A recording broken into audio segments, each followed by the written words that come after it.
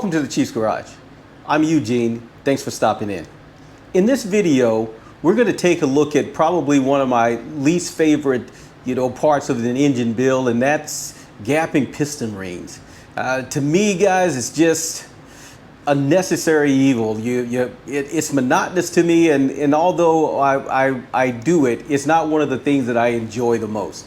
But with that being said, there are many things that we need to cover and talk about and look at when we are actually gapping our piston rings. I'm going to show you my method. There are many ways that you can do this. There are a lot of different builders out there that will tell you exactly how they go about this process. But what I think is most important to this is making sure that your ring gap matches your application.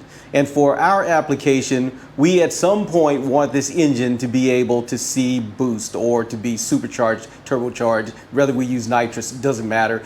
If you increase the cylinder pressure, you increase the temperature. If you increase the temperature, the ring gap has to be greater. And so we're gonna take a quick look at how we go about gapping the rings, even if we're not going to do it now. If there's any thought that in the future you're gonna use a power adder, now is the time to make the adjustment to your piston rings so that in the future you'll have all the gap you need and prevent something catastrophic where if your ring gaps but during high cylinder pressure temperature, game over, guys. Let's get into it and see what we do in order to get this engine to run in a boosted situation.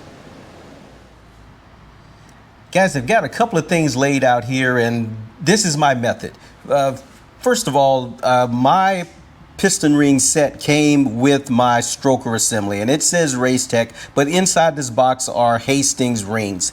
And if you go on Hastings website, you can download their actual sheet that tells you how they want you to gap the rings under certain conditions. Now, the first ring that comes in the kit does not have any markings. It can go up or down, but because we're going to need to file these, you can see that I've put a mark on the top ring so that I can identify it later, and I'm only going to file on that side. The second ring, of course, is marked and it says up, so we're only going to file on the side that says up. We have two oil rings. We're going to do the same thing. If we need to adjust these, we're going to dot them and only file on one side. Now, this comes with an expander ring, and because my piston pin intercepts my the pin bore or the ringland, it comes with a support rail, and we'll talk about that later. So this may be a little bit hard to see. What I'll do is I will post this actual download from Hastings website, and it tells you exactly what you need to do. Now, it says for street setup that in order to make this really work, that I need my bore diameter for forged piston and bore diameter times 0.0045, and that's going to be my ring gap if this is street strip. It goes on to say the second ring is going to be a bore times 0.005, and for all applications the oil ring is going to be 15 thousandths. Now, that being said, if I multiplied my bore, which is a 4.030, which is 30 over, and I multiply that times this 45 10,000ths, I'm going to end up with 18 thousandths on the top ring and 20 on the second. Now, because we are talking about this engine at some place in his life seeing boost, we can't use that equation. We go down to forced induction up to 15 psi of boost, which now changes our denominator, because now our bore is still 4.030, but we're going to multiply that by 0.006, which would give us a top ring of 20 thousandths, and we're going to multiply our second ring by 0.0065, which is going to give us this second ring. And so it's pretty simple. I have a few things that I use for that. You're going to need a set of feeler gauges. You're going to need files of some type to deburr your piston rings once you've done it. I always bag all of mine. I do them cylinder per cylinder, and they need to go back in their cylinder that you initially set them up in.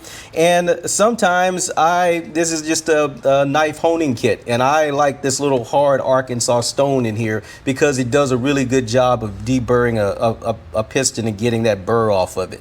You're going to need a set of feeler gauges in order to do this. And of course, if you're using a build sheet, you're going to write all these things down.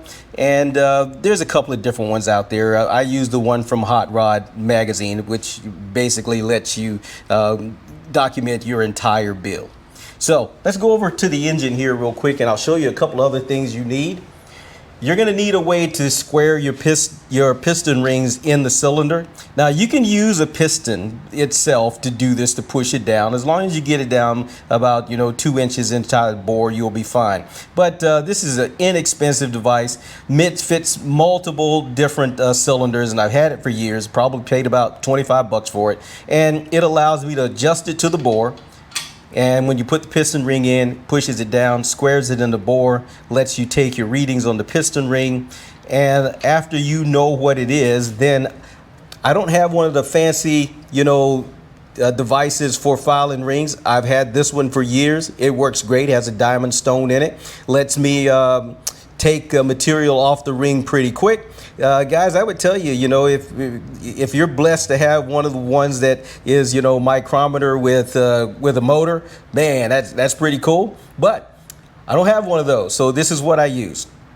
You're also going to need to be able to measure your piston bores.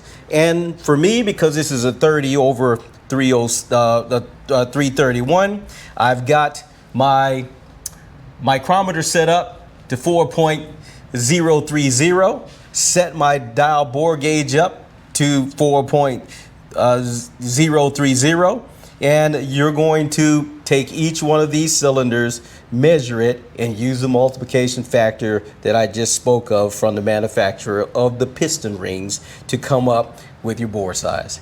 And for me, it's that simple. Once I do that, normally I'll just take the set of piston rings, throw it in the ultrasonic cleaner for about 5 minutes. When it comes out, I wipe them down with a little bit of oil after I blow dry them, and throw them back into their individual bags, so that when we're ready to assemble the piston, everything for each cylinder is bagged and numbered for each bag.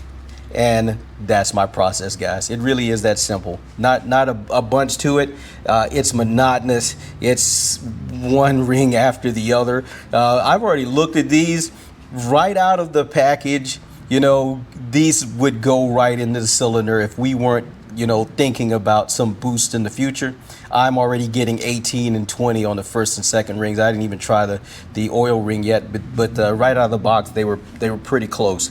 So that's our next piece of this project. Stick around. I'm not going to put you guys through this whole process of me grinding and putting piston rings together. I'll see you on the other side of it. And so guys, there you have it. My intention for this video was not to create a tutorial, but to tell you guys my process of how I go about gapping piston rings for my build. And so from here, I'm going to go through and gap all of the piston rings. I'm going to get that all together. I've got a little bit more dirty work that I need to do before we finally take the block out for its final clean, just to make sure we don't have any dirt stuck behind the cam bearings or any of those things. And from there, we'll get it all painted and ready for reassembly. I've done some preliminary on the bearing clearances, and I need to place an order because it appears that I can't get from the bearings that were shipped the clearance that I need to be able to be boosted. You need just a little bit more cushion. We're going to get into that later when we start to actually set the bearing clearances. But for now, if you're enjoying what you're seeing, hit the subscribe button, hit the like button, tell me what you're thinking in the comments, then get out there and build something.